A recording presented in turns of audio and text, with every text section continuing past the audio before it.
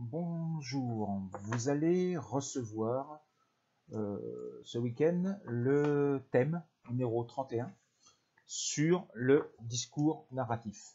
Alors il ne se présentera pas de cette manière-là, je vais le relooker un petit peu, mais donc vous aurez ce thème-là qui fait environ 17 pages.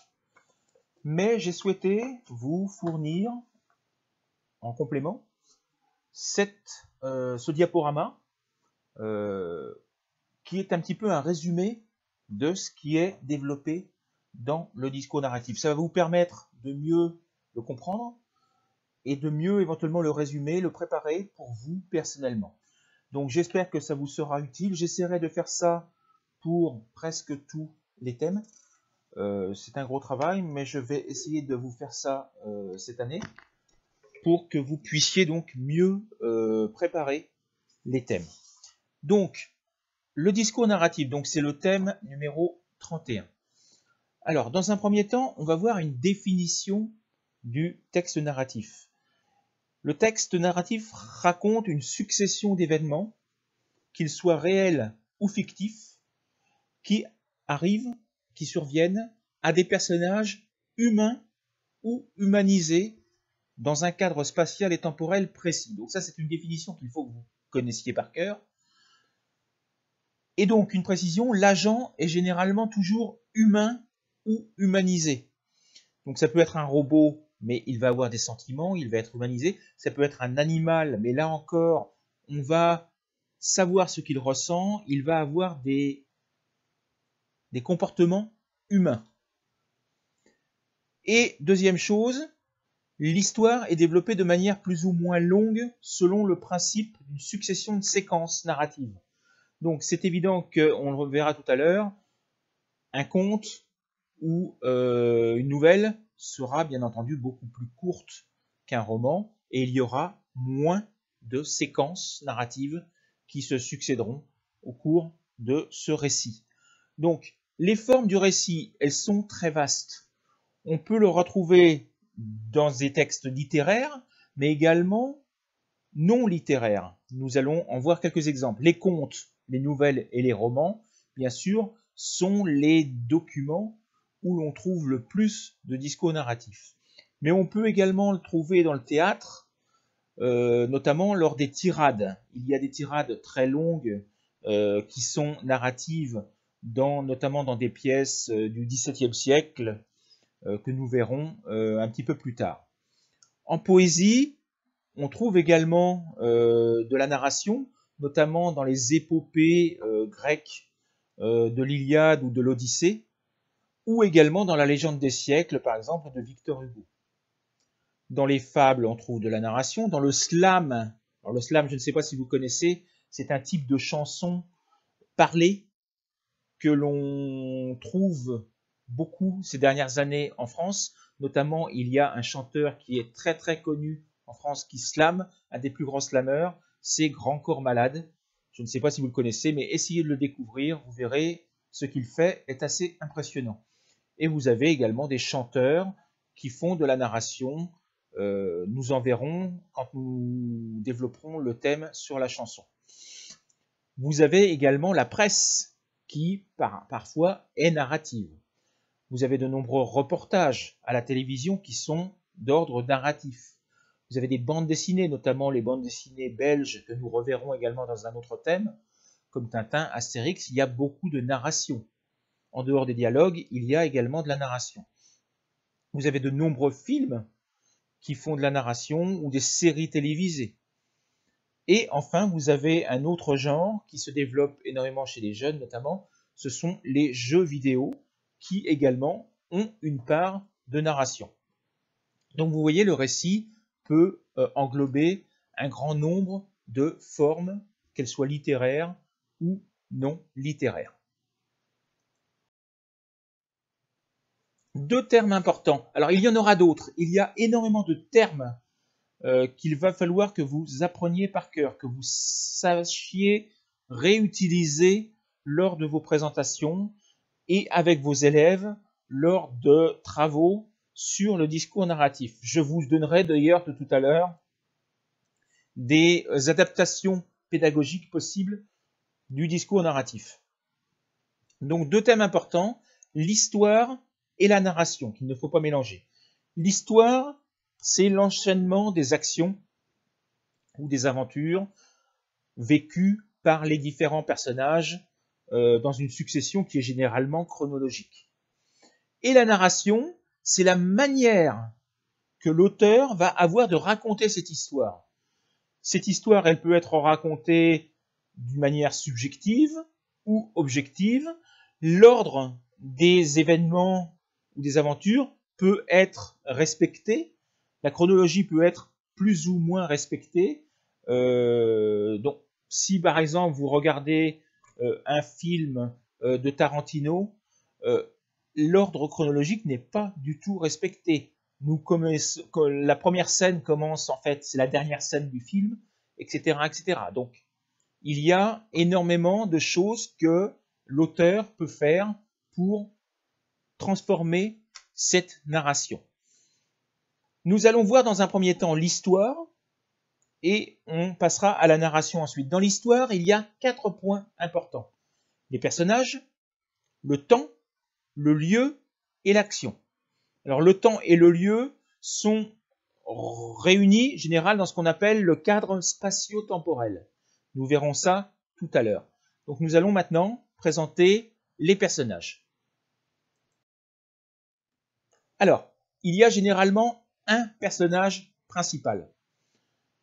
Selon les époques, selon les périodes, selon les genres littéraires, selon les types de documents, vous allez avoir des personnages principaux qui vont jouer un rôle totalement différent. En Antiquité, par exemple, le personnage il était doté de qualités extraordinaires. C'est Ulysse dans l'Iliade, c'est Ulysse, pardon, c'est Achille dans l'Iliade, Ulysse c'est dans l'Odyssée.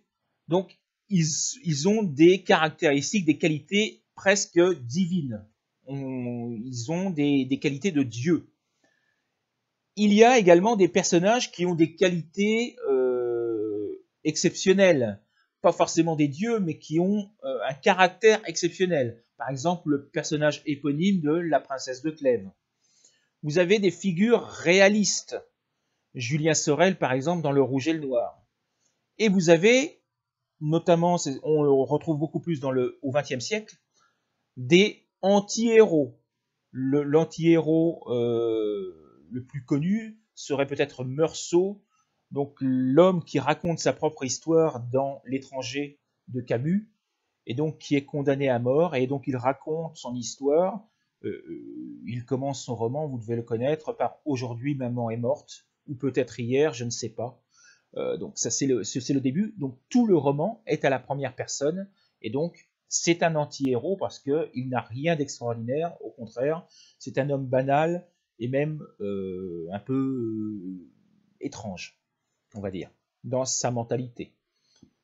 Et puis, donc, vous avez les personnages secondaires, qui se séparent, qui se divisent en 2 groupes. Vous avez ce que l'on appelle les adjuvants, c'est ceux qui vont aider le héros dans la réalisation de sa quête.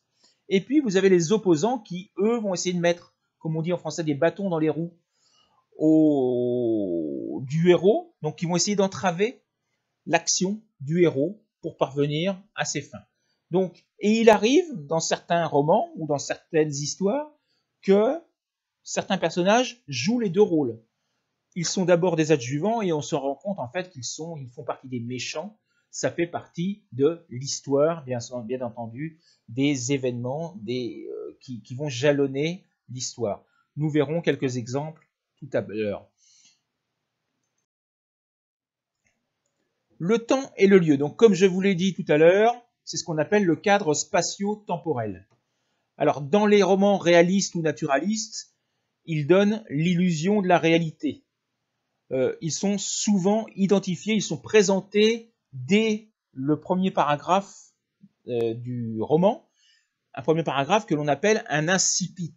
Donc, c'est un mot qu'il faut que vous connaissiez là encore. L'incipit, c'est la présentation du roman, le premier paragraphe du roman qui explique le temps et le lieu, donc le cadre spatio-temporel. Vous l'avez par exemple dans le premier paragraphe du Père Goriot de Honoré de Balzac. Tout est présenté, tout le cadre spatio-temporel est présenté. Au contraire, dans d'autres textes narratifs comme les romans de science-fiction, le cadre spatio-temporel est extrêmement vague, voire parfois mystérieux. Et enfin, vous avez l'action. Donc elle désigne l'ensemble des aventures vécues par les personnages. Elle se construit généralement de manière progressive et on a deux types d'actions, les actions principales que l'on appelle les fonctions cardinales et les actions secondaires que l'on appelle les catalyses. Alors je vous ai donné un exemple, je ne sais pas si vous le connaissez, si vous avez lu ce roman de Zola qui s'appelle L'Assommoir, et il y a un moment où Gervaise, donc l'héroïne du roman, arrive dans une sorte de boutique où elle voit à l'arrière-boutique ce qu'on appelle un alambic, c'est-à-dire en fait un appareil pour faire de l'alcool. Et donc elle découvre comment fonctionne cet alambic. Et cette histoire est majeure dans l'évolution du roman, puisque c'est cet alambic qui va créer cet alcoolisme chez elle, un alcoolisme dont elle va mourir à la fin. Donc cette histoire, cette découverte de l'alambic va provoquer sa déchéance et sa mort. Donc c'est ce que l'on appelle donc une fonction cardinale. Quelques perspectives pédagogiques. Donc dans un premier temps, il faut absolument qu'avec vos élèves, vous arriviez à leur faire comprendre qu'ils trouvent par eux-mêmes qui sont les héros, qui sont les personnages principaux, les personnages secondaires, quel est le rôle de chacun, donc quels sont les adjuvants, quels sont les opposants, quels sont les personnages qui ont un petit peu un caractère ambigu. Et je vous ai donné ici un exemple que tout le monde connaît, c'est Harry Potter, où vous avez le héros qui est donc bien sûr Harry, les adjuvants, c'est-à-dire ceux qui l'aident dans sa quête, c'est Ron, Hermione et d'autres. Vous avez ses opposants, Voldemort, Malfoy, et des personnages au statut ambigu, comme le professeur Rogue, qui au début est un opposant, puis il devient un adjuvant. Vous avez l'action qui se déroule principalement à l'école de Poudlard, et enfin vous avez un temps qui est relativement indéterminé, on ne sait pas réellement combien de temps se passe pendant un film ou pendant un roman. Donc voilà ce qu'il faut que vous fassiez dans un premier temps avec vos élèves, c'est parvenir à leur faire découvrir tout ça. Qui sont les personnages, le cadre spatio-temporel et l'action. Voyons maintenant l'histoire. Alors, le scénario narratif, il est constitué par différentes phases de l'action, qui sont plus ou moins étendues selon le récit. Donc forcément, ces phases seront plus courtes sur une nouvelle que sur un roman. Généralement, ces phases sont séparées les unes des autres par des chapitres, par des paragraphes. Et au cours de ces paragraphes, on se rend compte que souvent les personnages ne sont pas les mêmes, les lieux ne sont pas les mêmes, les temps verbaux ne sont pas les mêmes. Donc il y a beaucoup de choses qui changent d'un paragraphe ou d'un chapitre à l'autre. Vous avez tout d'abord la situation initiale, où on découvre les personnages tels qu'ils sont, comment ils vivent, etc., etc. Ces personnages vivent dans une certaine harmonie, dans un certain équilibre, qui va être bousculé par un élément perturbateur. Et ça, c'est la deuxième partie. Et cet élément perturbateur va introduire une rupture. Alors une rupture qui peut être au niveau temporel, qui peut être au niveau des personnages, qui peut être thématique. Et généralement, cette rupture, elle est annoncée dans le texte. Et c'est ça qu'il faut que vous fassiez découvrir à vos élèves, c'est cette annonce de cette rupture. Soudain, au cours de l'hiver, il y a une présentation temporelle précise de cette rupture. Ensuite, vous allez avoir une troisième partie avec une série de péripéties, d'aventures qui vont être provoquées par justement cette rupture, par cet élément perturbateur, et les tentatives du héros pour se sortir de ces difficultés qu'il rencontre. Donc, première, deuxième, troisième partie. La résolution de l'action, finalement, ils vont enfin parvenir ou ne pas parvenir à trouver la solution. Donc cette action, cette résolution, elle peut être positive ou négative selon les romans.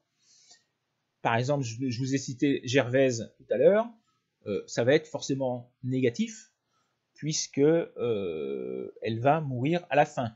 Vous avez un autre roman de Zola qui est très très connu, c'est, ça y est, j'ai perdu le nom, quand ils sont dans la mine, à la fin, et c'est forcément négatif également.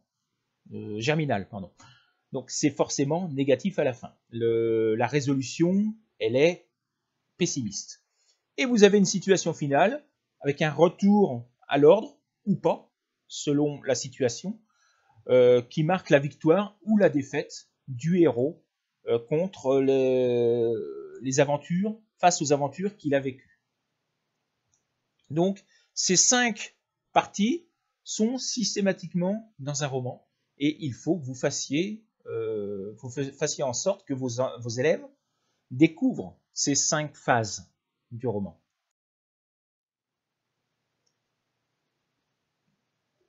Maintenant, nous allons voir le récit.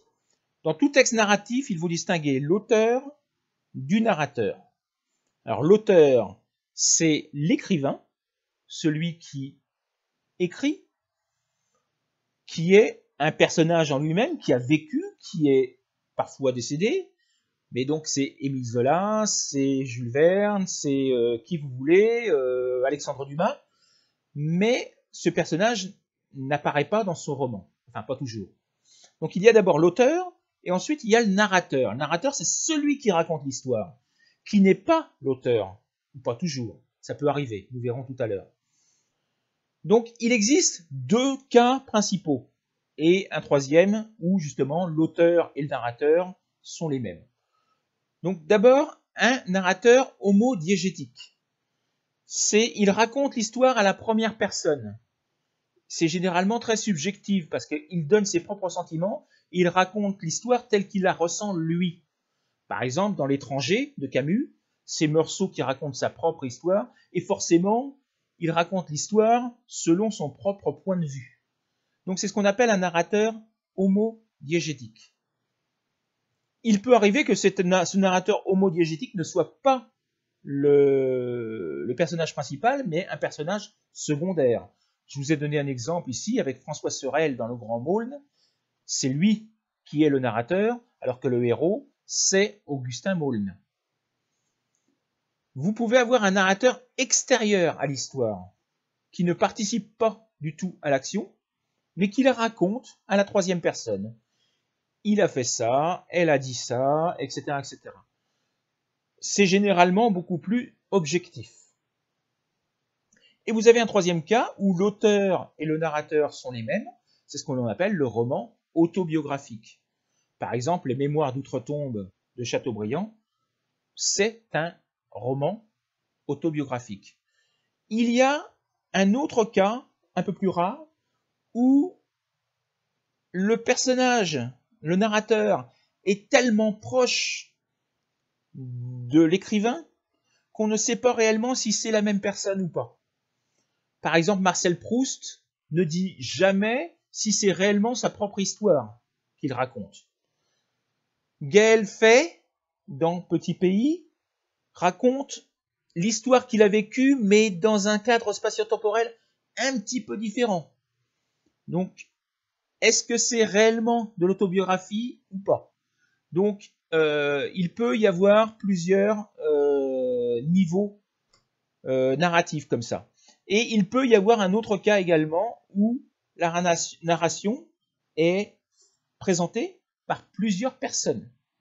Il peut y avoir plusieurs narrateurs dans le même roman.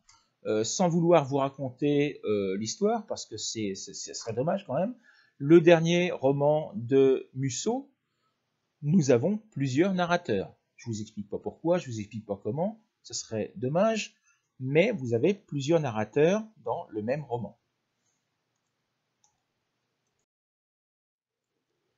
Voyons maintenant le point de vue, ou la focalisation. Là encore, beaucoup de termes techniques, mais qu'il faut que vous connaissiez.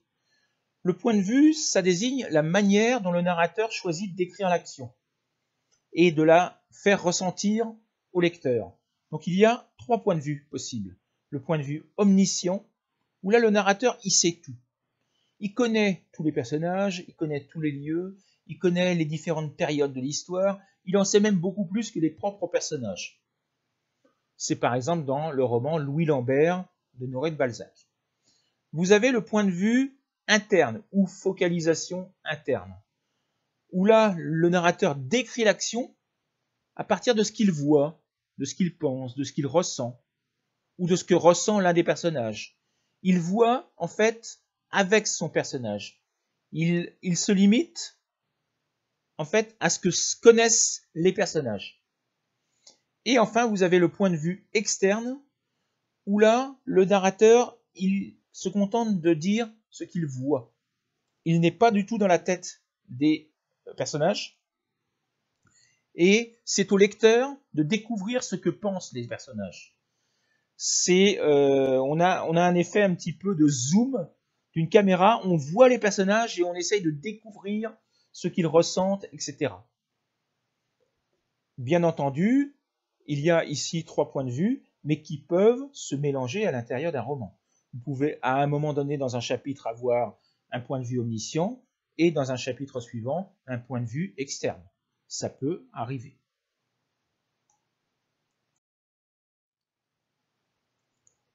Ordre et durée. Alors, le temps de narration, donc il y a 2 éléments à voir, c'est l'ordre et la durée. L'ordre, c'est le narrateur choisit de bousculer l'ordre chronologique de l'histoire et peut recourir à 2 procédés principaux, ce qu'on appelle l'analepse et la prolepse. Alors, l'analepse, c'est un retour en arrière, c'est-à-dire qu'il est en train de raconter une histoire, et d'un seul coup, il va stopper sa narration, et il va repartir dans le passé pour expliquer ce qui se passe dans le présent. C'est ce qu'on appelle une analepse, donc un retour en arrière, un flashback, qui raconte un épisode antérieur chronologiquement. Et puis vous avez la prolepse, qui au contraire anticipe quelque chose qui va avoir lieu dans le futur. Donc voilà 2 ordres qui bousculent un petit peu l'organisation de la narration. Et maintenant nous allons voir où là il y a 4 éléments à connaître, ce que l'on appelle la scène narrative, où là le temps de l'histoire et le temps de le récit sont les mêmes. Le narrateur n'accélère pas, ne ralentit pas le rythme de son récit. Vous avez la pause, où à un moment donné, à l'intérieur de la narration, il va stopper sa narration et il va décrire plutôt que de narrer. Donc on passe dans un style descriptif, que nous verrons dans le thème suivant, ou commentatif. Donc le rythme dans ces cas-là est alors ralenti, car le temps du récit est plus long que le temps de l'histoire.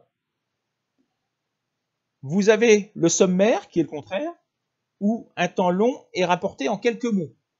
C'est-à-dire qu'une journée va être racontée en 2-3 lignes. Donc le temps de récit est inférieur au temps de l'histoire. Et vous avez l'ellipse, où toute une partie du temps va être supprimée. Par exemple, on va dire « et 2 ans plus tard », et là, pendant ces 2 ans, on ne sait absolument pas ce qui s'est passé. D'accord ? Ce sont des choses qui arrivent très souvent dans les romans policiers. C'est-à-dire qu'on raconte quelque chose qui s'est passé il y a 20 ans, et puis 20 ans plus tard, on arrive 20 ans plus tard avec les personnages qui réapparaissent et qui essayent de retrouver le fil de l'histoire qui s'est passé il y a 20 ans. Ça, c'est ce que l'on appelle une ellipse. Alors, les outils nécessaires. On arrive à la fin de notre présentation. Voilà ce qu'il faut que vous travailliez en priorité avec vos élèves. Les champs sémantiques, les champs lexicaux, les isotopies. Tous ces termes-là, nous les reverrons dans d'autres thèmes et dans d'autres diaporamas. Ne vous inquiétez pas. Les connecteurs socio-temporels, les connecteurs logiques, les fonctions du langage, le schéma actantiel. Ça fait partie du récit et de l'histoire. Et pour le récit et le discours, vous avez les niveaux de langue, le récit et le discours évidemment, les discours rapportés, nous verrons, il y a un thème spécifique là-dessus aussi, les temps du récit. Donc voilà les outils qu'il faut que vous travailliez avec vos élèves pour améliorer leur qualité narrative. je vous ai mis, pour terminer, une petite bibliographie. Vous remarquerez que les documents que je vous fournis sont assez anciens, mais la narration n'a pas beaucoup évolué depuis des années, et donc ce sont d'excellents romans, enfin pas romans, pardon, d'excellents documents, d'excellents livres qui permettent de bien connaître le discours narratif. Voilà, j'en ai fini pour cette présentation, j'espère que c'est assez clair et que ça vous aidera dans la compréhension du thème. Donc je le répète, le thème 31, le discours narratif, que je vais vous fournir ce week-end, en même temps que le thème 32 d'ailleurs. Au revoir.